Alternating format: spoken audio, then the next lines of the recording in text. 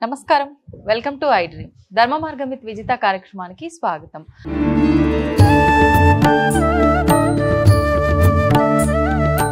ప్రస్తుతం మనతో పాటు ఉన్నారు శివకామేశ్వరి ఆనందమయ్య అమ్మగారు. ఇప్పుడు వారితో మాట్లాడి మరిన్ని విషయాలు తెలుసుకుందాం. నమస్తే అమ్మా. శ్రీమాత్రే మహామా. అమ్మ, మనకు వినాయక చవితి రాబోతోంది మరికొద్ది రోజుల్లోనే. అయితే ఒకప్పటి కాలంలో వినాయక చవితి వేడుకలు జరుపుకునేదానికి ఇప్పుడు ఈ నవరాత్రులు జరుపుకునేదానికి చాలా వ్యత్యాసం ఉందమ్మా. అసలు ఏ రకంగా ఈ పండుగని మనం జరుపుకోవాలి, ఆ రోజు మనం ప్రొద్దున లేచిన దగ్గర నుంచి ఎటువంటి విధానాలు ఆచరించాలో వివరించండి. యా దేవి సర్వభూతేషు ఛాయారూపేణ సంస్థిత. నమస్తస్యై నమస్తస్యై నమస్తస్యై నమో నమః. శ్రీ గురుభ్యో నమః. వినాయక చవితి అన్ని పండగల్లో కంటే కూడా అందరికీ ఇష్టమైన పండగ, పిల్లలు చాలా ఇష్టపడి చేసుకునే పండగ వినాయక చవితి. మన పండగలన్నీ కూడా పూజలతోటే ముడిపడి ఉంటాయి, పూజలతోనే ముడిపడి ఉంటాయి. అవునమ్మా. వినాయక చవితి ముఖ్యంగా మనమందరం కూడా ఈ సంవత్సరం తీసుకోవాల్సిన డెసిషన్ ఏంటంటే మట్టి వినాయకులనే పూజిస్తాము.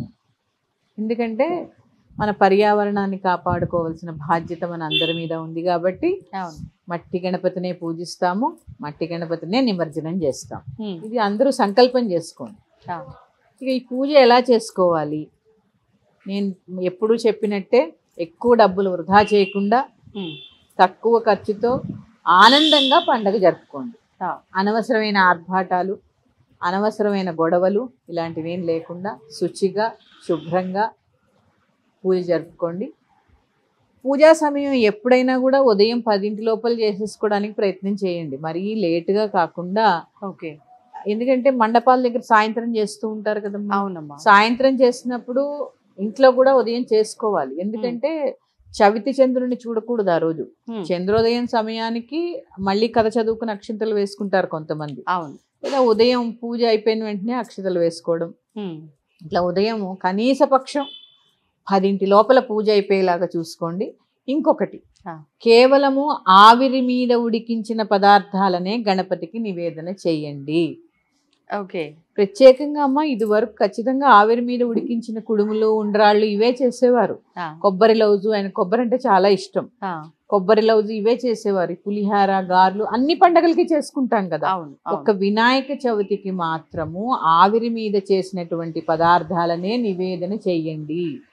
ఇది తర్వాత ఖచ్చితంగా ఆ పూజ అయిపోయిన వెంటనే చిన్న భజనో, ఒక పాటో, ఒక సత్సంగో ఏదో ఒకటి ఆ గణపతి దగ్గర ఎక్కువ సమయం ఉండేలాగా చూసుకోండి. ఎందుకంటే అమ్మా మన జీవితంలో రాకూడనివే విఘ్నాలు. అవును. గణపతి అంటే అర్థం ఏంటి తెలుసా? ఎన్ని గణములు ఉంటాయి మనకి? దైవగణం, దేవతలు కూడా గణం, అందుకే వాళ్ళు గణపతి పూజ చేస్తారుగా. అవునమ్మా. అవును. ఆఖరికి మీరు శివపురాణం చదవండి, శివపార్వతుల కళ్యాణంలో కూడా గణపతి పూజ చేశారు. అంటే ప్రథమ గణపతి శివుడు అంటారు అందరూ, ఆయన యొక్క కుమారుడు కాబట్టి గణములకు అధిపతి అయ్యాడు.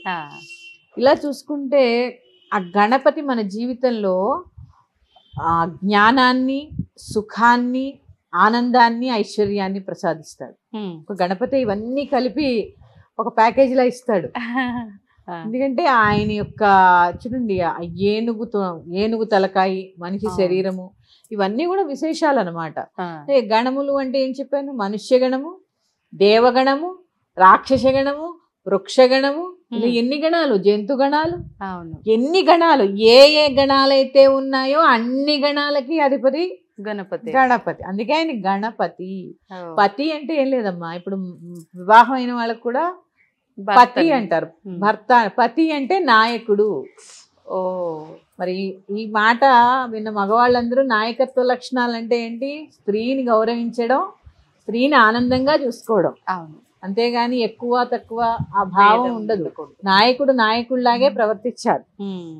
ఇలా గణపతి అంటే గణములకి నాయకుడు. ఓకే. ప్రతి గణానికి ఆయనే నాయకుడు.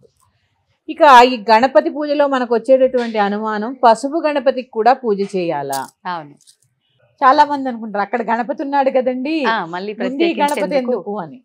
అసలు పోయినసారి వరలక్ష్మి వ్రతంలో చెప్పుకున్నా, ఇప్పుడు చెప్పుకున్నా, ఆకారాన్ని నుంచి నిరాకార స్వరూపం అంటే భగవంతుడికి ఆకారం లేదు, సర్వత్రా వ్యాప్తి చెంది ఉన్నాడని తెలుసుకోవడమే కదమ్మా ఆధ్యాత్మికత అంటే.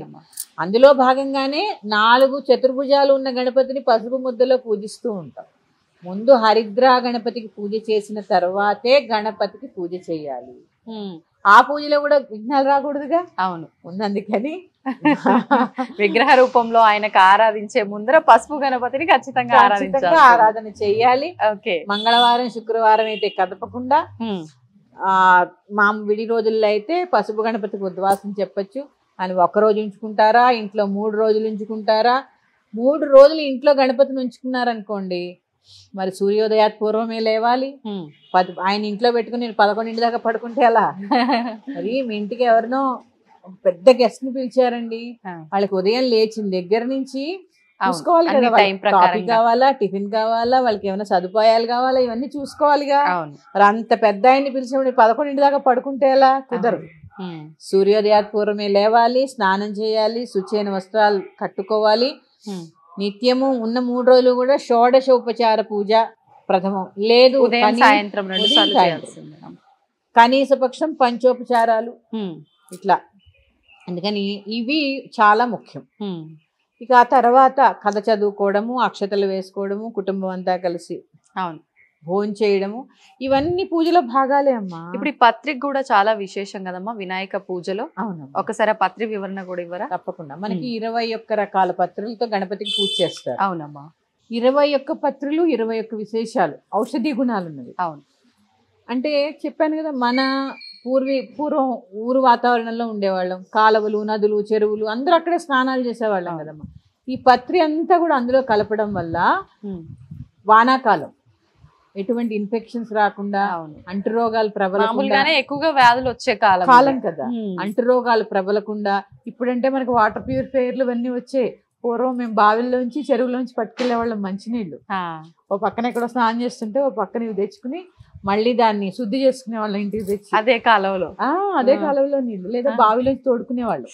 అవి కూడా ఎక్కడ మడి నీళ్ళు తెచ్చుకోవాలంటే అక్కడికి వెళ్ళి తెచ్చుకోవాలి. ఇదంతా ఒక ప్రాసెస్ ఉండేది పూర్వం. బావులు చెరువుల నుంచి నీళ్లు తెచ్చుకుని తాగేవాళ్ళం పూర్వం. అందుకని చెప్పి ఇవన్నీ కూడా ఔషధ గుణాలు ఉన్నటువంటి పత్రులన్నీ కూడా చెరువులో కలిపేవారు. ఇప్పుడు ఆ వెసులుబాటు లేదు. 21 పత్రి దొరకాలని కూడా ఏం లేదు. అసలు ముందు మనం చెట్లు కాపాడుకుంటే కదా పత్రి దొరికేది. అవునమ్మా. మళ్ళీ 21 రకాల పత్రి, వినాయకుడికి ఆకులు, వీటితోటే పూజ అని చెప్పి పిచ్చి పిచ్చి ఏది దొరికితే అది 21 సంఖ్య చూస్తున్నారు గానీ అసలు నిజమైన పత్రి ఇదేనా కాదా అని చూడట్లేదు చాలా మంది. దానికన్నా గరికతో చేసుకుంటే హాయిగా శుభం. గరికి చాలా ప్రీతి.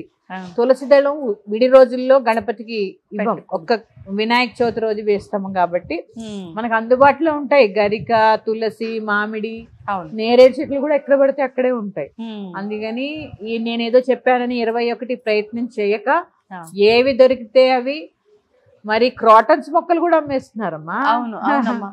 ఒక మంచి ఆకులో అన్ని ఏది దొరికితే అది పెట్టేయడము, ఇది పత్రి ఇదిగోండి అని చెప్పి ఇవ్వడం మార్కెట్కి వెళ్ళినా.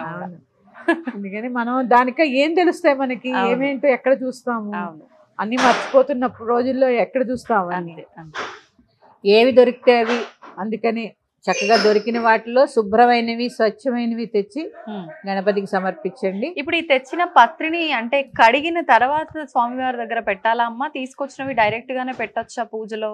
అంటే చెట్టు నుంచి కోసుకొస్తే డైరెక్ట్ గా పెట్టచ్చు. అసలు మామూలుగా ఏది కడిగి పూజ చేయకూడదమ్మా. కడిగి నివేదన చేయకూడదు, కడిగి పూజ చేయకూడదు. ఇట్లా తమలపాకులు కూడా తెలుసా మీకు? కడిగితే ఔషధ గుణాలన్నీ పోతాయి. దాన్ని ఒక బట్ట పెట్టి తుడవాలి తప్ప నీళ్ళలో కడగద్దు. తాంబూలం ఇచ్చేటప్పుడు కూడా కడగద్దు. ఏది కడగక్కర్లా. ప్రకృతి ఎలా ఇచ్చిందో అలాగ సమర్పించండి అంతే. కడిగి ఆరబెట్టి దానిలో ఔషధం, ఇప్పుడే చెప్పాను పత్రి అంతా ఔషధ గుణాలని. కనీసం దాని దగ్గర కూర్చుంటే ఆ వాసనకైనా కొన్ని ఔషధ గుణాలు వస్తాయి కదమ్మా. అందుకని అంటే ప్రతిదీ కూడా ఆరోగ్యానికి, మన సంస్కృతి సాంప్రదాయాలకి అన్నిటినీ మమేకం అయ్యేటట్టుగానే పండుగలు మొదలయ్యాయి. కానీ రాను రాను ఇప్పుడు మీరు చెప్పినట్టుగా మట్టి వినాయకుడిని కాస్త పక్కన పెట్టేశారు, రంగురంగుల వినాయకుల్ని పెట్టడం మొదలు పెట్టేశారు. ఈ పత్రి కూడా ఏ తోస్తే అది తీసుకొచ్చి పెట్టడం మొదలు పెట్టారు. ఈ సందర్భంగా నేను ఇంకొక సందేశం ఇవ్వాలనుకుంటున్నాను. మండపాల్లో ఏర్పాటు చేసేటటువంటి గణపతులు ఖచ్చితంగా పౌరాణిక గణపతి అయితేనే మీరు కూడా చందా ఇవ్వండి. ఎందుకు సినిమా గణపతిని పెట్టాలి? గణపతి అంటే ఏంటి మనకి? అసలు మన ఎమోషన్ గణపతి అంటే. అలా ఎమోషన్ లో ఉన్నప్పుడు ఆయన వాహనం మూషికం. అవునా? ఆయన చక్కగా నడువుకి నాగాభరణం, ఒక చేత్తో లడ్డులు, ఒక చేత్తో తొండం, ఎంత ప్రసన్నవదనం ఆయనది. అలాంటి ఆయన ఏంటేంటో క్రికెట్ గణపతి, దాన్ని ఏంటో 6 ప్యాక్ గణపతి, సినిమా గణపతి, ఇవన్నీ చేయకుండా ఘోరంగా నిజం ఘోరమేనమ్మా. అసలు అంటే భగవంతుడు సర్వాంతర్యామి అవ్వచ్చు, అన్ని తానే ఉండొచ్చు, కానీ అలా చేయడం అనేది ఎంతవరకు కరెక్ట్ మీకు మీరే ఆలోచించుకోండి. ఆ రూపంగా మనం భావించొచ్చేమో మన భావనని, పరిస్థితులను బట్టి, కానీ అదే రూపంలో తీసుకొచ్చి పెట్టి ఆరాధించడం చేసుకో. వాళ్ళ రూపాలు ఎందుకు? అనవసరమైన సినిమా వేషాలను, క్రికెట్ గణపతులు, ప్రకృతి అంతా తానే ఉన్నవాడు ఈ రెండిట్లోనే లేడు, చాలా వాటిల్లో ఉన్నాడు. అందుకని ఎలా ఉన్న గణపతిని అలాగే పూజించండి. లేనిపోని అనవసరమైనటువంటి ఆకారాలు తెచ్చి అతికించి 10 తలలు 20 తలలు ఇవన్నీ ఏంటమ్మా? ఇంకా అంటే కొన్ని దగ్గరలో వెజిటబుల్స్ తో, కొన్ని దగ్గరలో డబ్బులతో ఇలా రకరకాలు కూడా చేస్తున్నారమ్మా. ఇది చెప్తున్నాను కదమ్మా, ఈ ధోరణి ఎలా వెళ్ళిపోతుందంటే రాను రాను భక్తి పక్కకు వెళ్ళిపోతుంది. ఆ వినాయక వ్రతం ఎందుకు చేసుకుంటున్నాం అనేది పక్కకు వెళ్ళిపోతుంది. ఇన్నిట్లో మనం స్పెషల్ గా ఉండాలి. ఇప్పుడు చూడండి, మనం కూడా ఏం చేస్తాము, ఇక్కడ ఇన్ని వినాయకులు ఉంటే ఆ వినాయకుడు స్పెషల్ అక్కడ పెడతామా లేదా? ఇలాంటి పోకడలు ఎక్కువైపోతున్నాయి. అందుకని గణపతి అంటే గణపతే. దానికన్నా గౌరీ గణపతిని పెట్టుకోండి, శ్రేష్టం. శివుడు పార్వతి చక్కగా ఒడిలో గణపతి ఎంత బాగుంటాడు. అందుకని అక్కర్లేని ప్రోత్సహించకండి. మనం ప్రోత్సహించడం వల్లే కదా ఇలాంటివి జరుగుతున్నాయి, కాదా చెప్పండి? వాస్తవం. క్రికెట్ టీం గణపతి అని పెట్టారు ఓసారి, నేను ఎక్కడో చూసాను పేపర్లో, నాకు చాలా బాధ అనిపించాయమ్మా. కొన్ని గణపతిని గణపతిలాగే పూజించండి, మీ భక్తి పూజలో చాటండి, అంతే అమ్మ. ఇప్పుడు గణపతికి విగ్రహం తీసుకొచ్చేటప్పుడు చాలా మంది ఆలోచిస్తూ ఉంటారు, తొండం ఎడమ వైపున తిరుగున్నది తీసుకోవాలా, కుడివైపున తిరుగున్నది తీసుకోవాలా అని చెప్పి. అంటే ఒక్కొక్క వైపు ఉన్న తొండంని బట్టి మనకి ఇంట్లో మనం పెట్టి పూజిస్తే ఆ రకంగా ఫలితం ఉంటుంది అని, ఇది నమ్మొచ్చు అంటారా? నమ్మచ్చా అంటే అసలు ఎడమెందుకో కుడెందుకో తెలుసుకుంటే ఇంక మనం ఈ సంవత్సరానికైనా ఈ డౌట్ ఇక్కడికి ఆపేస్తాం. ఎందుకంటే ప్రతి సంవత్సరం ఉత్పన్నం అవుతూ ఉంటుంది. అవునమ్మా. మన శరీరంలో ముఖ్యమైన నాడులు 3: ఇడా నాడి, పింగళా నాడి, సుషుమ్నా నాడి. పింగళా నాడి కుడివైపు ఉంటుంది, ఇడా నాడి ఎడం వైపు ఉంటుంది. ఈ ఎడం వైపు ఉన్న నాడి చంద్రనాడి. చంద్రుడు ఏం చేస్తూ ఉంటాడు? ఎప్పుడు శాంతతని, ప్రశాంతతని, సుఖాన్ని ప్రసాదిస్తూ ఉంటాడు. అందుకని ఈ ఎడమవైపు తొండం ఉన్న గణపతిని పెట్టుకుంటే ప్రశాంతమైన సుఖమైన జీవితము. చంద్రుడు ఎంత చల్లగా ఉంటాడో అంత చల్లగా మనం ఉంటాం. ఇటు సూర్యనాడి కదా కుడివైపు, తీక్షణత ఎక్కువ, వేడి ఎక్కువ, శక్తి ఎక్కువ. ఆ గణపతిని తెచ్చుకున్నామంటే అంత శక్తి పూజ చేయాలి, మనం చేయలేం కదా. అవునమ్మా. అందుకని ఎప్పుడు ఎడమ వైపు గణపతినే పెట్టుకోండి. ఎందుకు అంటే చెప్పాను కదా, ఎడమ వైపు చంద్రనాడి. చంద్రనాడు ఏం చేస్తుంది? చల్లదనాన్ని ఇస్తుంది. అందుకని మనం సంసారం సామాన్యులం. అందుకని ఎడం వైపు గణపతికే పూజ చేసుకోండి.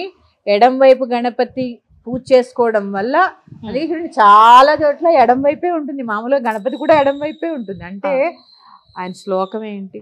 శుక్లాంబరధరం విష్ణుం శశివర్ణం చతుర్భుజం ప్రసన్నవదనం ధ్యాయేత్ సర్వ విఘ్నోపశాంతయే. అమ్మ, వినాయకుడి నిమజ్జనం విషయానికి వచ్చేసరికి చాలా మందిలో ఎవ్రీ ఇయర్ చేస్తున్నప్పటికీ మళ్ళీ ప్రతి సంవత్సరం కొత్తగానే ఉంటుందమ్మా, ఏదో ఒక సందేహం ఉంటూనే ఉంటుంది. ఇంట్లో పెట్టుకున్న వాళ్ళు అయితే ఒక నిద్ర అయిన తర్వాత మరుసటి రోజు తీయాలా, కొంతమందిని చూస్తుంటాం పొద్దునంతా పూజ చేసుకుని సాయంత్రం తీసుకెళ్లి పెద్ద గణేష్ దగ్గర మండపం దగ్గర పెట్టేసి వస్తూ ఉంటారు. అసలు అంత మాత్రం దానికి ఎందుకు పెట్టుకోవడం అనిపిస్తుంటుంది. కొంతమంది 3 days అని 5 days అని ఇలా ఉంచుతూ ఉంటారు. అసలు డేస్ వైజ్ గా మనం ఉంచాలా ఇంట్లో వినాయకుని పూజలు చేసుకోవాలా, రాత్రుల్లాగా మామూలుగానే నవరాత్రులు అని చెప్పి పూజిస్తూ ఉంటాం, మరి ఇలా చూసుకుంటే డేస్ లాగా మనం నిమజ్జనానికి తీసుకెళ్ళకూడదేమో అనిపిస్తుంటుంది. ఇది ఒక క్వశ్చన్ మార్క్. ఇంకొక విషయం ఈ మధ్య నేను విన్నది ఏంటంటే అమ్మ, మనం ఏదైతే కామ్యం గురించి మొక్కుకొని అయితే మనం ఈసారి వినాయకుని ఇంట్లో తెచ్చి పెట్టుకున్నామో ఆ కోరిక నెరవేరేదాకా వినాయకుని నవరాత్రులు అయిపోగానే ఒక క్లాత్ లో కట్టి ఇంట్లోనే ఒక పక్కకు పెట్టేసి ఆ కోరిక నెరవేరిన తర్వాత నిమజ్జనం చేస్తా అని సంకల్పం చేసుకుంటారట. నేను ఈ మధ్యలో ఒక ఆవిడ ద్వారా విన్నా. ఇది ఎంతవరకు వాస్తవం, ఇలా చేయొచ్చు అంటారా? ఖచ్చితంగా ఒక రోజు నిద్ర చేయాలి. ఎందుకంటే అమ్మా చవితి చంద్రుడు రాత్రి కదా ఉంటాడు. అవును. ఆ రాత్రి ఉన్నప్పుడు గణపతిని ఇంట్లో ఉంచుకోండి. మీ విఘ్నాలన్నీ ఆయనకు తెలియాలంటే మీ ఒక రోజు ఆ పూట ఇంట్లో ఉండాలి ఆయన. అప్పుడు కదా ఆయన అవన్నీ తెలుసుకోగలుగుతాడు, మన దగ్గరే ఉండి చూసుకోగలుగుతాడు. నీ విఘ్నాలు మన దరికి రాకుండా చేసే ఆయన ఒక పూట కూడా ఇంట్లో ఉంచుకోకపోతే ఎట్లా? ఒక రోజు ఉంచుకోండి. సరే బుధవారం వచ్చింది, చాలా విశేషం. బుధవారం గణపతికి ప్రీతి. చక్కగా బుధవారం నాడు ఉంచుకుని గురువారం నిమజ్జనం అయితే నిమజ్జనం, లేదా మండపాల్లో పెడతారు కదా పెద్ద పెద్ద మండపాల్లో, అలా పెట్టుకోండి. కానీ ఒక రోజు అయితే ఉంచుకోండి. తర్వాత మీ ఇష్టం 3 రోజులా 5 రోజులా 9 రోజులా మీ శక్తి కొలది. ఎందుకంటే చెప్పాను కదమ్మా, ఆయన ఉన్నన్ని రోజులు శ్రద్ధాభక్తులుగా కనీసం 3 పూట్ల కాకపోయినా 2 పూట్ల అర్చన చేయాలి, మహానివేదన చేయాలి, షోడశోపచారం చేయాలి, సాయంత్రం పంచోపచారాలు చేయాలి, పగలు మహానైవేద్యం పెట్టాలి, రాత్రి ఓ పండో ఫలమో స్వీటో ఏదో ఒకటి నివేదన చేయాలి. అక్కడ ఆయన ఉన్నాడు అని స్పృహ వహించి ఇంట్లో కొట్లాటలు లేకుండా ఉండాలి. అమ్మ భగవంతుడిని ఇంట్లో పెట్టుకోవడం అంటే ఏదో ఆ ఒక్కరోజు మన భక్తి చాటుకోవడం కాదు. ఆయన అక్కడ ఉన్నాడు అని మనం గ్రహించి వాదులాటలు కొట్లాటలు ఇవన్నీ ఆయన ముందు చేసుకోకుండా అలా ఉండగలము మేము అనుకుంటే పరీక్షగా 9 రోజులు ఉంచుకోండి, మనమే మారుతాం కదా. అట్లా కాకుండా మీ వీలుని బట్టి 3 రోజుల 5 రోజుల 1 రోజు అనేది మీరు నిశ్చయించుకోండి. ఒక రాత్రి మాత్రం ఖచ్చితంగా ఉండాలి. ఒక రాత్రి అంటే నిద్ర అయిపోయిన తర్వాత రోజుల్లా తీసినా పర్లేదు, రాత్రుల సంఖ్య చూసుకొని తీసినా పర్లేదు. ఒక రోజు అయిపోతుంది కదమ్మా.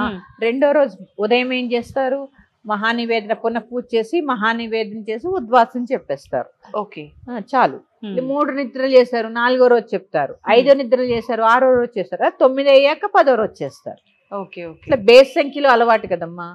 1 3 5 ఇట్లా అట్లా చూసుకుంటే నిమజ్జనం ఎప్పుడు సరి సంఖ్యలోనే వస్తుంది. ఇప్పుడు కొంతమంది వినాయకుడిని పెట్టినప్పుడు ఇంట్లో కూడా కలశం పెట్టుకుంటారు, కొంతమంది కలశం పెట్టుకోరు. ఇలా నిమజ్జనం చేయాల్సి వచ్చినప్పుడు ఈ కలశము కానివ్వండి లేకపోతే కదుపుతూ ఉంటారు వినాయకుడిని కూడా. ఎప్పుడు కదపాల్సి ఉంటుందమ్మా నిమజ్జనానికి ముందర? అంతేనమ్మా, పునఃపూజ చేసి ఉద్వాసం చెప్పగానే కలశం కూడా అప్పుడే ఉద్వాసం చెప్పచ్చు. ఆ కలశంలో నీళ్ళు చక్కగా వెంటనే మొక్కల్లో పోసేయకుండా ఇల్లంతా ప్రోక్షణ చేసుకోండి.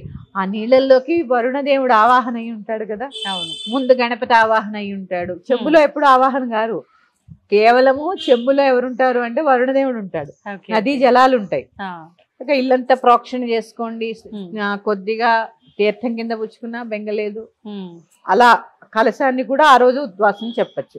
కలశం కూడా ఆనవాయితీ ఉన్న వాళ్ళు పెట్టుకోండి, అక్కర్లేని వాళ్ళు అవసరం లేదు. అంటే ప్రతి సంవత్సరం వాళ్ళ కుటుంబం అంతా ఎలా పెట్టుకునే అలవాటు ఉంటే పెట్టుకోండి, లేదా అవసరం లేదు. అమ్మ మరి ఈసారి మనకు 27న వినాయక చవితి ప్రారంభం అయితే 7వ తారీఖున మనకు చంద్రగ్రహణం వచ్చింది అని చెప్పి అంటున్నారు. అవును. కాబట్టి కొంతమంది 11 రోజులు 13 రోజులు 21 రోజుల వరకు పూజలు చేసే వాళ్ళు కూడా ఉంటారు. మరి మామూలుగా ఆలయాల్లోనే అంతా శుద్ధి చేస్తారు గ్రహణం వచ్చి వెళ్ళిపోయిన తర్వాత. మరి అలాంటప్పుడు మండపాల్లో వినాయకుడిని ఉంచి తర్వాత కూడా ఆరాధనలు చేయటం అనేది కరెక్టేనా? ముందరే నిమజ్జనం చేస్తే బాగుంటుందా? ముందే చెయ్యాలి. ఎందుకంటే గ్రహణ సమయంలో వినాయకుడిని ఉంచడానికి లేదు. గ్రహణం ముందే ఖచ్చితంగా నిమజ్జనం చేయాలి. గ్రహణం అయిపోయిన తర్వాత మరుసటి రోజు గ్రహణ శూల. అందుకని ఇవన్నీ కుదరని పని కాబట్టి ముందే నిమజ్జనం చేసేయడానికి ప్రయత్నం చేయండి. ఓకే, అంటే 9 రోజులకి నిమజ్జనం చేసేస్తే సరిపోతుంది. గ్రహణం రోజున ఎలా ఉంచుతారమ్మా? 9 రోజులు పూజలు అందుకున్న దేవుడు కాబట్టి ఆయన అట్లా నిమజ్జనం చేసేయండి. గ్రహణం ముందే చెయ్యాలమ్మా. గ్రహణం అయిపోయేదాకా ఉంచకూడదు, మంచిది కూడా కాదు. ఓకే అమ్మ, ఇప్పుడు ఇందాక నేను ఒక క్వశ్చన్ అడిగాను. ఏదైనా కోరిక ప్రకారంగా మనం గనక ఇంట్లో గణపయ్యను పెట్టుకుంటే ఆరాధన చేసిన అనంతరం ఈ నవరాత్రులు అయిపోగానే ఆ కోరిక నెరవేరేంత వరకు కూడా కొంతమంది నిమజ్జనం చేయకుండా ఇంట్లోనే అలా పక్కన పెట్టేసి ఉంచుతారు అని చెప్పి, ఇది ఎంతవరకు నిజమంటారు? నేను ఒప్పుకోనమ్మా దీన్ని. ఎందుకంటే మీరు ఆ గణపతిని తెచ్చింది వినాయక చవితి చేసుకోవడానికి మాత్రమే. మీ కోరికలు ఉంటే చెప్పుకోండి. ఆయన్ని ఖచ్చితంగా మన శాస్త్రం ప్రకారము 1 నుంచి 9 రోజుల్లోపు మీ వీలుని బట్టి పూజ చేసుకుని ఖచ్చితంగా నిమజ్జనం చేయవలసిందే. మీకు నిజంగా కోరిక ఉంది, తీర్చాలి, కట్టుకోవాలి అంటే క్షిప్ర గణపతి పూజ ఉంది, సంకటహర చతుర్థి పూజ ఉంది. ఇన్ని గణపతి పూజలు ఉండగా వినాయక చవితి రోజు తెచ్చిన గణపతిని ఎందుకు ఉంచుకోవాలి? 9 రోజులకు మించి, ఎందుకంటే నవరాత్రులమ్మా, మనం పాటించాలా వద్దా ధర్మాన్ని?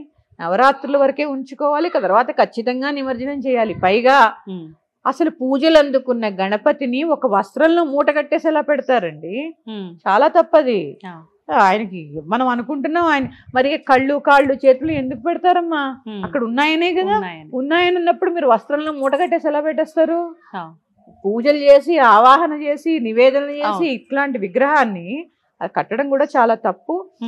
ముందు విగ్రహము 9 రోజుల వరకే మనకి అనుమతి.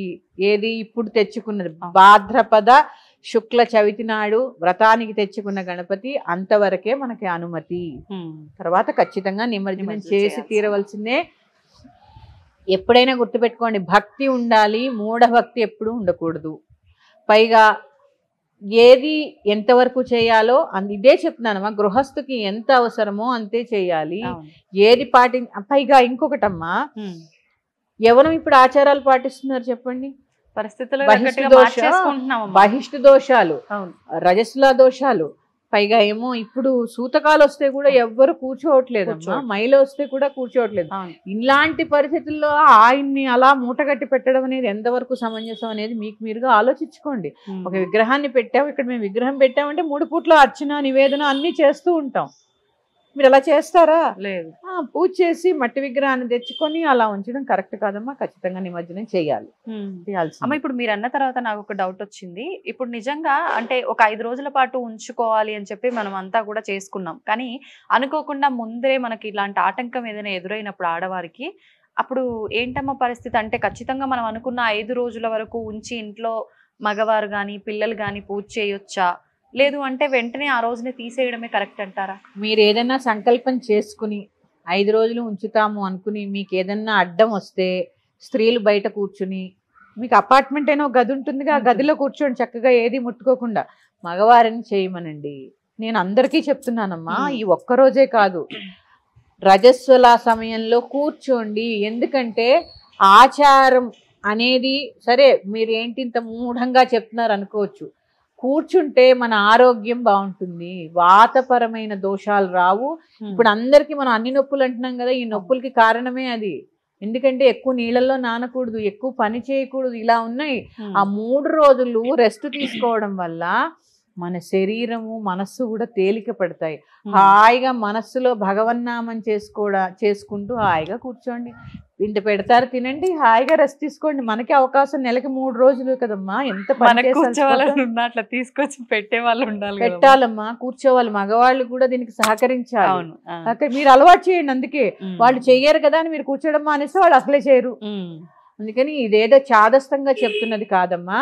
మనం అనుకుంటున్నాం ఎప్పుడు చూడండి నొప్పులుగా ఉంటుంది, నిస్సత్తువుగా ఉంటుంది. ఇలాంటి వాళ్ళందరూ మీరు కొన్ని నెలల పాటు ఈ రజస్సుల నియమాలు పాటించండి, తర్వాత మీరు చూడండి. నేను ఎక్స్పీరియన్స్ తో చెప్తున్నానమ్మా. ఈ వాతపరమైన దోషాలు, వాతపరమైన నొప్పులు స్త్రీలకు ఉండవు.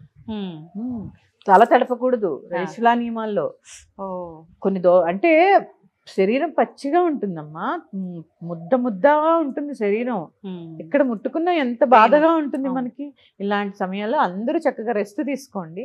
మన ధర్మాన్ని కాపాడిన వాళ్ళు అవుతా, మనకి రెస్ట్ కూడా దొరుకుతుంది. అమ్మ, ఇప్పుడు గణపయ్యని నిమజ్జనం చేసేటప్పుడు చాలా మంది వస్త్రం వేస్తూ ఉంటారు, ఒత్తిపత్తి అని చెప్పి కాటన్ తో చేసింది, దాంతో పాటే వేయాలా? ఈ 5 రోజులు కూడా పూజ చేసిన మాలలు అవన్నీ కూడా అలాగే నిమజ్జనం చెయ్యాలా, లేదంటే అన్ని తీసి ఒక కవర్లో వేసి పత్రి ఆకులు అలములతో పాటు తీసుకెళ్లి వదిలేయాలా? ఈ సందేహం ఉందమ్మా చాలా మందిలో. ఇప్పుడు నేను చెప్పానమ్మా, మనకి చెరువులు నదులే తక్కువ ఇక్కడ మనకి హైదరాబాద్ లో కాదా? అయితే హుస్సేన్ సాగర్, అది హుస్సేన్ సాగర్, ట్యాంక్ బండ్, లేదంటే మనకి ఎక్కడ ఈ షామీర్పేట్ చెరువు, ఇట్లా కొన్ని కదా, సఫిల్గూడ చెరువు, ఇలాగే ఉన్నాయి. ఉన్నప్పుడు ఆల్రెడీ మనం మట్టితో చేసిన విగ్రహాలు కాకుండా ప్లాస్టర్ ఆఫ్ ప్యారిస్, అదొక పర్యావరణాలకు ఇబ్బంది, కలుషితమేగా. ఔషధ గుణాలున్న ఆకులా అంటే అవి కాదు, ఏవో పిచ్చి మొక్కలు. అవన్నీ ఎందుకమ్మా దాంట్లో కలిపి ఆ కలుషితం చేయడం? తీసి పక్కకు పడేసి ఆ గణపతిని ఒక్కటే నిమజ్జనం చేయండి. పైగా ఇంకా తెలుసా అమ్మా, ఒకటి కట్టి ఒక చెరువులాగా ఏర్పాటు చేసి అందులో నిమజ్జనం చేసేస్తున్నారు. వాళ్ళు కూడా ఏం చేస్తారో మా నీళ్లు కలుషితం అయిపోతున్నాయి. అందుకని మనం పర్యావరణాన్ని పాటించాలి. ఎందుకంటే గణపతి ప్రకృతి సంబంధమైన దేవుడు. ఎందుకంటే చూడండి, మట్టి, ఆకులు, పువ్వులు, పళ్ళు ఇలా చూసుకుంటే అన్ని ప్రకృతి నుంచి వచ్చేవి. ఆ ప్రకృతి మనకి ఏ సందేశం ఇస్తుంది? దాన్ని కాపాడమని సందేశం ఇస్తుంది. అందుకని ఎందుకంటే చూడండి, సీతాకు కొన్ని రకాల పక్షులు వచ్చి వెళతాడు, ఈ వాన వస్తుందని ప్రకృతి సందేశం ఇస్తూ ఉంటుంది కదా. ఇలా ప్రకృతిని కాపాడేటటువంటి బాధ్యత మనకు ఉందా లేదా? ఉందమ్మా. ఎందుకంటే భక్తితో పాటు అవేర్నెస్ ఉండాలి. అవేర్నెస్ లేకపోతే ఎలాగా? భక్తి ఉండాలి, అవేర్నెస్ ఉండాలి, లేకపోతే మన సమాజాన్ని మనమే పాడు చేసుకునే వాళ్ళు అవుతాం. ఇవన్నీ తీసి పక్కకు పడేసి చక్కగా గణపతిని ఒక్కటినే నిమజ్జనం చేయండి. భక్తి ఉండాలి, మూఢభక్తి ఎప్పుడూ ఉండకూడదు. మూఢభక్తి చాలా ప్రమాదం. తీసేటప్పుడు ఈ హంగామా హడావిడితో పాటు మండపాల్లో ఉన్న వినాయకుల దగ్గర కూడా అసలు కొంతమంది పూజలు ఆరాధనలు చేయకుండానే ఏదో చందాలు తీసుకొచ్చామా పెట్టామా అని చెప్పి ఎవరి పాటికి వాళ్ళు వదిలేస్తూ ఉంటారు. కొంతమంది చక్కగా ఆరాధించే వాళ్ళు ఉంటారు, కానీ కొంతమంది అసలు పట్టించుకోకుండా ఉండే వాళ్ళు ఉంటారు. అసలు ఏ రకంగా చేయాలమ్మా మండపాల దగ్గర కూడా ఈ విధానం అంతా కూడా? తప్పకుండా చాలా మంచి ప్రశ్న అడిగామా విజిత. దీంట్లో కూడా మన ప్రజలందరిలో అవేర్నెస్ రావాలి. మనకి ఈ గణపతి మండపాలు అనేవి మహారాష్ట్ర నుంచి బాల్ గంగాధర్ తిలక్ గారు మనకి పరిచయం చేశారు. ఎందుకు? హిందువుల యొక్క ఐకమత్యత కోసము, హిందువులందరూ కలిసి వాళ్ళ ఐకమత్యం చాటి చెప్పడం కోసము, వాళ్ళలో వాళ్ళు కలిసి ఉండడం కోసము, మన భగవత్ తత్వం ఏంటో అందరూ తెలుసుకునేలా చేయడం కోసం. ఎందుకంటే పూర్వం కొంత అంటరాంతనం ఉండేది. ఇవన్నీ రూపుమాపడం కోసము ఈ మండపాలు ఏర్పాటు చేశారు. గణపతి మండపాలంటేనే ఐకమత్యతతో కూడుకున్నది. అవునా? చూడండి, ఒక కమ్యూనిటీ అవ్వచ్చు, ఒక కాలనీ అవ్వచ్చు. అవును. ఇప్పుడు ఒక కాలనీలో గణపతి పెట్టుకుంటే ఈ కాలనీ వాళ్ళందరూ కలిసి ఒక చోట ఎందుకు పెట్టుకోరు? గల్లీ గల్లీకి గణపతి ఏంటమ్మా? అవును. ఇక్కడికి ఐకమత్యత ఎక్కడుంది? లేదు. ఎక్కడుంది ఐకమత్యత? లేదు. ఐకమత్యత కోసం ఆయన చెప్పినప్పుడు సరే మనకి భక్తి ఉంది, తెచ్చుకుంటున్నాము, మనం అందరము డొనేషన్స్ పోగు చేసుకుంటున్నాము, గణపతిని పెడుతున్నాము, సర్వీస్ చేస్తున్నాము, ఎందుకు యూనిటీగా ఉండలేకపోతున్నాము? అక్కడే కొట్లాడుకుంటారు. మా పూజ లేదంటే మా పూజ లేదని కొట్టుకుంటారు. అసలు భగవంతుడి దగ్గర కావాల్సింది ఏంటి? మా భగవంతుడి దగ్గర మూషిక ఉంటాడు. ఏంటి తెలుసా? ఆ కామక్రోధ లోభ మద మత్సరాలని 6 రకాలైనటువంటి శత్రువులు అన్నీ కూడా ఆయన కాలి కిందే ఉన్నాయి. ఎందుకంటే చూడండి, ఎలుక ఎప్పుడైనా కుదురుగా ఉంటుందా? అవి కొరికేస్తుంది, ఇవి కొరికేస్తుంది, అవి పట్టుకుపోతుంది, అవి ఎంగిల్ చేస్తుంది, ఇవి ఎంగిల్ చేస్తుంది. అసలు గజిబిజిగా ఉంటుంది. అలా పట్టుకొని వదిలేసినట్టుగా అక్కడక్కడ ఈ గజిబిజిగా కంగారుగా ఉంటుంది ఎలుక. చూసారా? ఎవరైనా చూస్తే భయంగా వెళ్ళిపోతుంది. ఇలాంటి అక్కర్లేని లక్షణాలన్నీ కూడా గణపతి తన కాలు కింద ఉంచుతాడు. అందుకే మూషిక వాహనం, లేకపోతే ఎలకుండేది ఇంత, ఆయన ఉండేదంతా. అవును. అందుకే ఆ విగ్రహారాధన యొక్క గొప్పతనం తెలుసుకుంటే మనకి జీవితంలో మన దగ్గర లేనిది ఏంటి అనిపిస్తూ ఉంటుంది. ఇలా తీసుకుంటే అక్కడ చూడండి, అక్కడే కొట్టుకుంటారు, అక్కడే తిట్టుకుంటారు, అక్కడే తాగుతుంటారు. ఏంటి ఇదంతా? లేకపోతే ఇంకా దరిద్రమైన విషయం, తిట్టుకున్నా నన్ను మారితే సంతోషం. అడ్డమైన సినిమా పాటలు పెడతారమ్మా. అవును. అడ్డమైన సినిమా పాటలు పెట్టడము, కమ్యూనిటీల్లో గణపతిని పెడితే సాయంత్రం మహానైవేద్యం అయిపోగానే ఆయన ముందు పాటలు పెట్టి అడ్డమైన డాన్సులు చేయడము. అవును. నీకు ఇష్టమైతే ఒక వైలిన్ కచేరీ పెట్టించు, లేకపోతే ఓ పెద్దవాళ్ళని ఎవరినైనా పిలిచి ఒక ప్రవచనం ఏర్పాటు చేయి. ఎందుకంటే అప్పుడైనా కనీసం ఆ 9 రోజులైనా భగవతత్వం అంటే ఏంటో తెలుసుకుంటారు. అలా లేకుండా అడ్డమైన డాన్సులు, అడ్డమైన ఆటలు, ఏంటిదంతా అసలు? అంటే ఉత్సవమే, గణపతి ఉత్సవమే. ఉత్సవం ఎలాంటి ఉత్సవం? ఆధ్యాత్మిక ఉత్సవం. అంతేగాని ఏమన్నా అది మన ఇంట్లో పెళ్ళా, లేకపోతే ఏమన్నా పుట్టినరోజు ఇంకా దౌర్భాగ్యంగా చేస్తున్నాం. ఇలాంటి అక్కర్లేని చేష్టలన్నీ మళ్ళీ గణపతి దగ్గర ఎందుకమ్మా? సినిమా పాట పెడతారు. ఇంకా అసలు తల్లిదండ్రులు ఒకసారి ఆలోచించండి. మీరు సినిమా పాట పెట్టి చిన్న పిల్లల చేత మీరు పనికిమాలిన నృత్యాలు చేయిస్తున్నారు. వాళ్ళ మెదడులో ఏం నాటాలని గణపతి నవరాత్రులు అంటే? రాను ఈ విధానం అంతా మారి. అంతే కదా. ఇప్పుడు మేము ఉన్నామమ్మా, మా నెక్స్ట్ జనరేషన్ మీరు. మా పూర్వీకులు మాకు చెప్పినవి ఎంతో కొంత మేము పాటిస్తున్నాము, మేము కొంత పాటించినవి మీ జనరేషన్ పాటిస్తున్నారు. మీ జనరేషన్ నుంచి ఇప్పుడు పిల్లలు, మీరు ఏ సాంప్రదాయాన్ని మన పిల్లలతో ముందుకు తీసుకెళ్లాలనుకుంటున్నారు? ఒక శ్లోకం నేర్పరు, ఒక పూజ నేర్పరు, సరే ఏది వద్దు, ఒక గుడికి వెళ్ళడం నేర్పరు. ఇవన్నీ పోని కుదరకపోవచ్చు. ఇప్పుడు సరే కుదరలేదని అనుకుందాం. ఆ 9 రోజులు నవరాత్రులు చేస్తారు అపార్ట్మెంట్ కింద. ఎందుకు పిచ్చి గంతులేసి వాళ్ళని ఎగరని చాలా బాగా చేస్తావు, చాలా బాగా. ఏంటి ఆ పాటలు ఏంటి, ఆ అర్థాలు ఏంటి? అంటే గణపతి నవరాత్రులు అంటే సాయంత్రం అయ్యేసరికి నైవేద్యాలు వండుకొని కిందకి దిగాలి, పూజ అయిపోగానే మీటింగ్ పెట్టుకోవాలి, ఎంజాయ్ చేయాలి, పనికి మాలిన సినిమా పాటలు డీజేలు పెట్టుకుని ఎగరాలా? ఇదా ఆధ్యాత్మికత? ఇదా గణపతి నవరాత్రులు ఉన్నది? ఎందుక? అవేర్నెస్ తెచ్చుకోండి అమ్మా, అవేర్నెస్ తెచ్చుకోండి. స్త్రీకి చాలా బాధ్యత. నైవేద్యాలు ఎంత శ్రద్ధగా వండుతారమ్మా. నిజంగా గణపతి నవరాత్రుల్లో చక్కగా అందరికీ కావాలని ఒక తల్లి అన్నపూర్ణలాగా ప్రసాదం చేసుకుని కిందకి వెళుతుంది. అదే అన్నపూర్ణ ఎంత సరస్వతీదేవిలాగా, ఎందుకంటే విద్యలన్నిటికీ మూలం గణపతి, ఐశ్వర్యాన్ని ఇస్తాడు గణపతి. గణపతి యొక్క గొప్పతనం చెప్పని, గణపతికి తొండం ఎందుకు ఉంది, చెవులు ఎందుకు పెద్దగా ఉన్నాయి, కళ్ళు ఎందుకు సూక్ష్మంగా ఉన్నాయి, ఇవన్నీ అంటే చూస్తున్నాం కాబట్టి చాలా బాధగా ఉంటుందమ్మా. ఎందుకంటే మన ధర్మాన్ని పాడు చేసే హక్కు పాటించకపోయినా నిన్ను ఎవడు అడగడు. అవును అవును, నీ జోలికి కూడా ఎవడు రాడు. ఎందుకంటే మన హిందూ ధర్మంలో పక్క వాళ్ళని బాధ పెట్టమని ఎక్కడా లేదు. కానీ నువ్వు పాటిస్తూ ఇలాంటి వెర్రిపోకడలు తీసుకురావడం ఎంతవరకు కరెక్ట్? ఈ మండపాల్లో ఇంకా ఎక్కువైపోతుందమ్మా. అవును, అన్నదానాలు పేరు చెప్పి నిజంగా అన్నార్తులైన వాడికి ఎవడు భోజనం పెట్టట్లే. ఆ కాలనీలో ఉన్న 10 మందే తింటారు. ఇది ఎంతవంతకు కరెక్ట్? అవును, ఇది నిజంగా అన్నదానం అంటే అన్నార్తులైన వాళ్ళకి పెట్టిన దాన్నే అన్నదానం అంటారు. కావాలంటే భోజనాలు పెట్టుకుంటున్నాం మా కాలనీలో అని చెప్పు సరదాగా, ఎందుకంటే దానికి అన్నదానం అని పేరు పెట్టకండి. ఎందుకంటే ఈవేళ అన్నం దానం తీసుకునే పరిస్థితుల్లో ఎవడున్నాడు చెప్పండి? లేడు కదా. దాని పేరే అన్నదానం. అందుకని ఎరుక వహించండి, అవేర్నెస్ తెచ్చుకోండి, ప్రకృతిని పాడు చేయకండి. మండపాల్లో ఆఖరికి కమ్యూనిటీల్లో కింద పెట్టిన గణపతికి కూడా భక్తిగా పూజ చేసుకోండి. ఆ గణపతి దగ్గర కూర్చుని ఒక 10 నిమిషాలు ధ్యానం చేయండి, ఒక భజన చేయండి.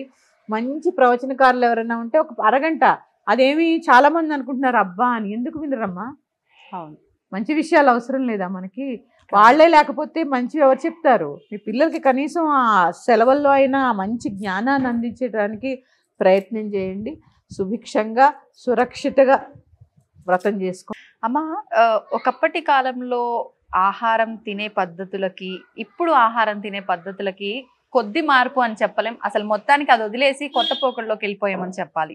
అసలు కింద కూర్చొని పద్ధతిగా ఒక పీట వేసుకొని కూర్చొని ఆకులో తినే ఆ భోజన పద్ధతి కాస్త ఇప్పుడు చెప్పులు వేసుకొని నించొని తినటము, ఇంట్లో అయితే ఏకంగా బెడ్రూమ్ లోకి తీసుకెళ్ళిపోయి అక్కడే కూర్చొని తినటము, రకరకాల వింతలు విడ్డూరాలన్నీ చూస్తున్నామమ్మా. అసలు ఇదంతా చూస్తుంటే ఎటెళ్ళిపోతోంది మన సమాజం వెళ్ళిపోతుంది, దాంతో పాటు మనం ఇవన్నీ మార్చుకుంటూ వెళ్ళిపోతున్నామా ఏంటి, ఇలానే ఉంటే అసలు ఏమవుతుంది అనే ఒక భయం మొదలవుతోందమ్మా. ఒకసారి దాని గురించి మాట్లాడుకుందామా? చాలా మంచి ప్రశ్న అట అమ్మవాడు. ఆహార నియమాలు చాలా మాట్లాడుకోవాలమ్మా దీని గురించి. అసలు ఆహారం అంటే ఏంటి? ఆహారమే మన మనస్సు, మన శరీరం. శరీరం ఎలా ఏర్పడుతుంది? ఆహారాన్ని బట్టే కదా. బలం కావాలి, అన్నం తినలేదు నీరసంగా ఉందని ఎందుకంటాం? ఆహారానికి ఇచ్చే గొప్పతనమే కదా అది. అవునమ్మా. ఇలా ఆలోచిస్తూ వెళితే మన ఆలోచన, మన మనస్సు, మన బుద్ధి, మన శరీరము ఇవన్నీ కూడా ఆహారమే. ఎందుకంటే ఆహారం తయారు చేసుకున్న తర్వాత అందులో సగభాగము డైజెషన్ అయ్యి మన రక్తం కింద మారుతుంది కదా, అదే గుండెకి ప్రవహిస్తుంది. ఇలా శక్తి ఉంటేనే కదా ఆలోచించగలం, నడవగలం, ఇవన్నీ చేయగలగడం అంటే ఆహారం. అందుకే దేహమే దేవాలయం. ఈ దేవాలయాన్ని కాపాడుకోవాలంటే ఆహారం చాలా అవసరము. ఆహారానికి నియమాలు కూడా చాలా అవసరం. ఎటువంటి నియమాలమ్మా? ఆహారానికి నియమాలు. రజోగు ఇష్టమైన ఆహారం. రజోగుణం అంటే ఏముంది? ఎక్కువగా చూడండి, కారం తిని తిని చెమటలు పోసేస్తుంటాయి. అవును. కోపం, చికాకు, స్థిమితం లేకపోవడం ఒకటి కాదు. తమో గుణం, రజోగుణం అన్నీ కూడా ఆహారంతో. సాత్విక గుణం ఎక్కడా ఉండదు. ఎందుకంటే కారం ఎక్కువ తింటాం, ఉల్లి వెల్లుల్లి తింటాం. అంటే ఇవన్నీ ప్రకృతి ఇచ్చినవే కదా. అంటే అవన్నీ ఎందుకు పెట్టారు? ప్రకృతి ఇచ్చినవే, భగవంతుడివే. మితంగా తింటే ఔషధం. ఆయన ఎవరో సినిమాలో చెప్పినట్టు అమితంగా తింటే విషం. ఇది మనం కొన్ని మనకి స్ఫురించవు కాబట్టి గుర్తుపెట్టుకోవాలి. నేను ఎప్పుడో చాలా సంవత్సరాల క్రితం చూశాను చంద్రముఖి అని సినిమా, రజనీకాంత్ గారిది. ఆయన అందులో చెప్తారు, ఆహారం మితంగా తింటే మందు, అమితంగా తింటే విషం. ఇప్పుడు అమితంగానే తింటున్నాం కదా. కారం ఎక్కువ, పులుపు ఎక్కువ, మసాలాలు ఎక్కువ. మరి శరీరంలో వ్యర్థాలు పేరుకుపోయి రోగాలు రాకేమవుతాయి? తర్వాత ఆహారాన్ని వండినట్లు కరువు వాచిపోయినట్టు తిండికి 3 పూట్ల తింటాంగా, పొద్దున్న టిఫిన్ తింటాం, మధ్యాహ్నం తింటాం, పళ్ళెల్లో పెట్టుకుని ఇట్లా ఇట్లా తినేస్తుంటాం అమ్మా. నువ్వు భగవంతుడికి అది నివేదన చేస్తేనే కదమ్మా ప్రసాదం కింద మారేది. ఎప్పుడైతే ప్రసాదం కింద భావించి తింటావో దాని యందు విలువ పెరుగుతుంది. అరే ప్రసాదం కింద పడిపోతుంది, ప్రసాదం పాడేయకూడదు అనే భావన వస్తుందా లేదా? పైగా ఇంత మనకి ఆహారాన్ని ఇచ్చిన భగవంతుడికి ఆయనే ఇచ్చాడు, ఆయనకే ఎందుకు పెట్టాలంటే నీకు కృతజ్ఞత లేదా? ఎవడో ఒక 10 రూపాయలు ఇస్తేనే కృతజ్ఞత ఉంది. మనకి జన్మనిచ్చిన తల్లిదండ్రులకి, మనకి ఊపిరినిచ్చి, మనకి శక్తినిచ్చి, మనకి తెలియకుండానే మనల్ని పోషిస్తున్నటువంటి భగవంతుడికి. ఎందుకంటే పంటలు ఎలా పండుతాయి తెలుసా అమ్మ? చంద్రుడి ద్వారా. మొక్కలు, ఔషధ గుణాలున్న మొక్కలు, పంట, ఇవంతా సూర్యచంద్రుల ద్వారానే కదా. ఇవన్నీ చూసుకుంటే భగవంతుడే కదా, భగవంతుడే కదా. ఇవన్నీ ఇస్తున్న భగవంతుడికి మనం కృతజ్ఞత తెలుపుకోవాలా వద్దా? ఖచ్చితంగా తెలుపుకోవాలి. కాబట్టి వండిన అన్నాన్ని పశువులు ఏం చేస్తాయి? గడ్డి పడాయి కానీ మేసేసి పడుకుని సేదతీరి తిన్నవి మళ్ళీ నెమరేస్తూ ఉంటాయి. అంత దౌర్భాగ్యస్తు అంటే పశు ప్రవృత్తిని మనం మనుషులమై ఉండి కూడా పశు ప్రవృత్తిని దాన్ని ఏమంటారు గుర్తు చేసుకుని అదే తింటాం. నెమరు వేయడం కూడా నేను చెప్తాను.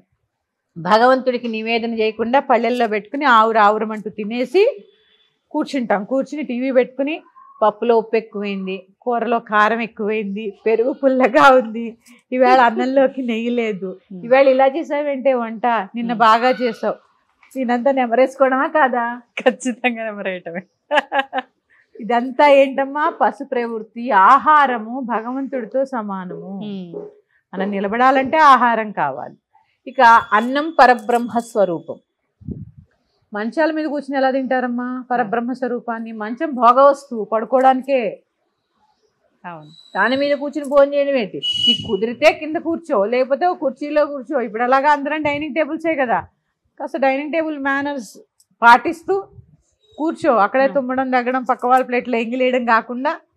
ఎందుకంటే అమ్మా ఎంగిలి తినద్దు అంటారు మన పెద్దవాళ్ళు. ఎందుకు? మన ధర్మం ఒకళ్ళ రోగాలు ఒకళ్ళకి అంటుకోకుండా. నీకు ఏ జలుబో దగ్గో ఉంది, ఆ ఎంగిలి పెడితే వాళ్ళకి వస్తుందా రాదా? ఇవన్నీ ఏమి చాదస్తం కాదు, చాలా ఉంది సైన్స్ అందులో. అందుకని ఆహారాన్ని భగవంతుడికి సమర్పించి అన్నం పరబ్రహ్మ స్వరూపం అనే విషయాన్ని గుర్తుపెట్టుకుని కుదిరితే కింద కూర్చుని లేదా డైనింగ్ టేబుల్ మీద కూర్చుని ఎక్కువ అనవసరమైన విషయాలు మాట్లాడుకోకుండా తినే ముందు కూడా భగవంతుడిని ప్రార్థించి. ఎందుకంటే అమ్మా భగవంతుడిని ఎందుకు ప్రార్థించాలి, భగవంతుడిని ఎందుకు సమర్పించాలి అంటే పండే భూమిలో ఏమైనా దోషాలు ఉండొచ్చు. ఆ భూమి ఇప్పుడు పండించే భూమి వచ్చు, పూర్వం ఎవరో ఏదో జరిగి ఉండొచ్చు అందులో కర్మ, పండించేవాడి కర్మ.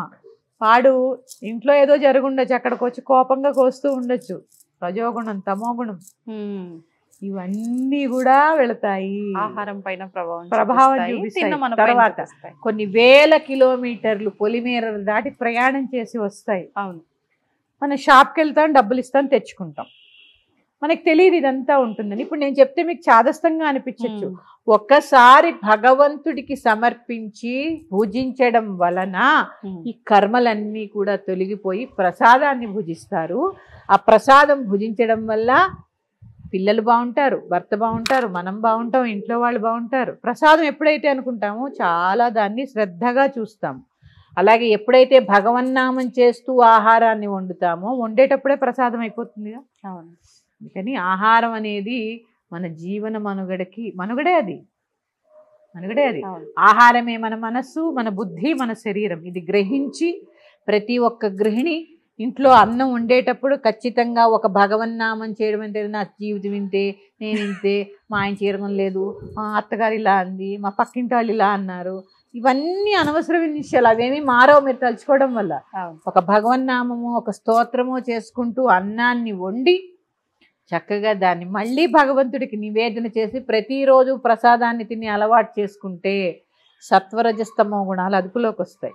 అమ్మ ఇప్పుడు మనం ఫంక్షన్లోకి వెళ్ళినా బఫే సిస్టమ్, ఇంత ముందు కూర్చోబెట్టి అరిటాకు వేసో లేకపోతే మామూలుగా విస్తర వేసో వడ్డించేవాళ్ళు. చెప్పులు వేసుకొని నించోనే తింటున్నాం, తిరుగుతూ అంతా మళ్ళీ. ఇప్పుడు అన్నపూర్ణాదేవి, ధాన్యలక్ష్మి సాక్షాత్తు అన్నం అంటేనే ఆ అమ్మవారిని మన చేతిలో తీసుకొని మనం భుజిస్తూనే అమ్మవారు ప్రసాదించిన ఆహారాన్ని, అంటే ఒక రకంగా చెప్పులు వేసుకొని ఇలా చేస్తున్నామంటే అమ్మవారిని అవమానించినట్టే అవుతుంది కదా. చెప్పులు వేసుకుని భోజనం చేయడం అనేది హర్షించదగ్గ విషయం అయితే కాదమ్మా. అసలు ఇంట్లోనే, మన ఇల్లే కదమ్మా మనకి దేవాలయం, ఇంట్లో చెప్పులు వేసుకోవడమే చాలా తప్పు. అసలు ఎందుకు వేసుకోవాలి? నీ కాళ్ళకి ఏదైనా వ్యాధులు ఉండి నడవలేకపోతే అది వేరే సంగతి. ఏదో లేదా డెలివరీ అయింది బాలింతరాలు వేసుకుందంటే అది వేరే సంగతి. ఏదో చల్లదనం రాకూడదని ఏదో వేసుకున్నారు. నువ్వు ఇంట్లో నీ కాళ్ళు చేతులు అన్నీ సరిగ్గా ఉండి నీ ఇల్లే దేవాలయం అన్నప్పుడు నువ్వు చెప్పులు వేసుకుని తిరగడం ఏంటి? ఇది అదొకటి మానండి అందరూ. ఆ వేసుకుని తిరగడమే కాకుండా చెప్పులు వేసుకుని భోజనం చేయడం ఏంటమ్మా? తపా తపా తపా శబ్దం చేసుకుంటూ. ఇది కొన్ని లేని పాశ్చాత్య పోకడలే కదమ్మా ఇవన్నీ. అందుకని చెప్పులు వేసుకుని భోజనం చేయడం అనేది ఎంతవరకు సమంజసమైతే కాదు, ఖండించవలసినటువంటి విషయము. ఇప్పుడే చెప్పాను, అన్నం పరబ్రహ్మ స్వరూపం. ఇక బఫే సిస్టమ్. పూర్వం ఏదన్నా ఫంక్షన్ అంటే ఆర్భాటాలు హంగులు లేవమ్మా. చాలా సింపుల్గా ఉండేది. ఒక 100 మందో 200 మందో ఎంతమంది వచ్చినా బంక్తి భోజనం ఉండేది. ఎందుకు అంటే ఆహార పదార్థాలు ఎంత ఉండాలో లిమిటెడ్గా అంతే ఉండేది, ఎక్కడ వేస్టేజ్ ఉండేది కాదు. కాబట్టి ఏముండేది? పులిహార, లేకపోతే పూర్ణాలు, కూర, పప్పు, చారు, పెరుగు. పెళ్ళైతే ఇంకో బజ్జీయో ఏదో ఎక్స్ట్రా, అంతే తప్ప ఇన్ని వేల వెరైటీలు ఉన్నప్పుడు వడ్డన కూడా ఎలా చేస్తారమ్మా? అంటే ఎక్కడ మనం తగ్గాలి? లిమిటెడ్గా ఆహార పదార్థాలు పెట్టుకుంటున్నప్పుడు వేస్టేజీ ఉండదు, వడ్డన కుదురుతుంది. ఎందుకంటే అన్ని పదార్థాలు లేనప్పుడు ఒక స్వీటు, కూర, పప్పు, హాట్ ఇట్లా ఉన్నప్పుడు వడ్డించడానికి సులువు, తినడానికి సులువు, వ్యర్థాలు ఉండవు.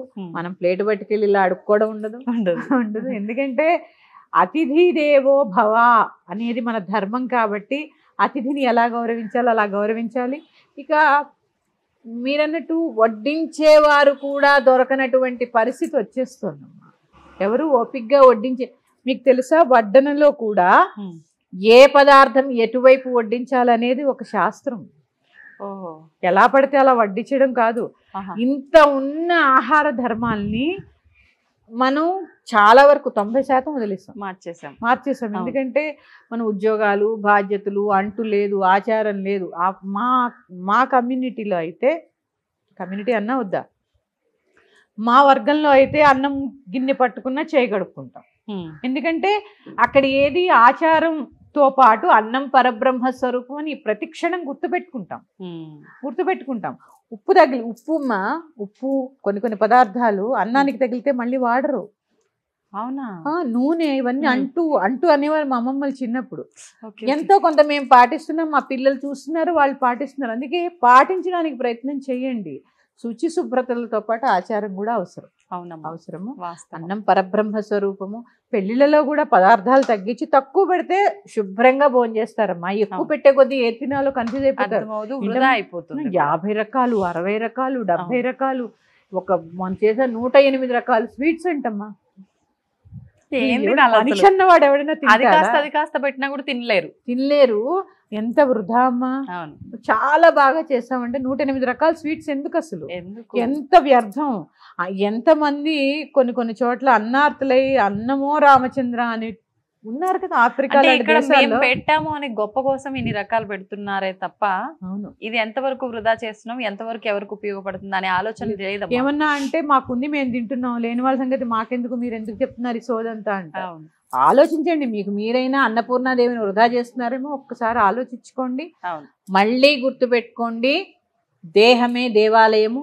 ఈ దేవాలయాన్ని కాపాడడానికి కావాల్సింది ఆహారానికి ఖచ్చితంగా ప్రసాదంలా చేసి భుజిస్తే మీరు వండుకోండి అమ్మా, అంతే. ఉల్లిపాయ వేయండి, ఏదైనా ఆవిడకి నివేదన చేసి శ్రీమాత్రే నమః మంత్రాలు రావు, చక్కకు ముందు పెట్టుకోండి. శ్రీమాత్రే నమః అనుకోండి, ఓ నమః శివాయ అనుకోండి, నమో నారాయణ అనుకోండి. సమర్పించి తినడం వల్ల సమర్పణ భావం కూడా వస్తుంది. షేరింగ్ ఈజ్ కేరింగ్ కదా, ఆ భావన కూడా వస్తుంది.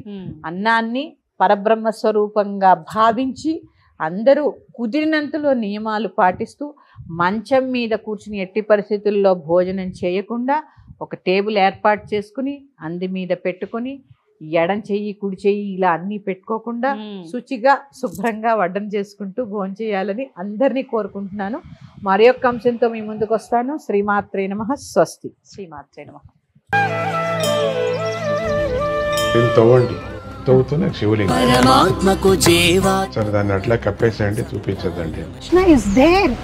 మూర్తి పూజ కాదు, సాక్షాత్ బ్రజేంద్ర నందన భగవాన్ ఉన్నారు మూర్తులు.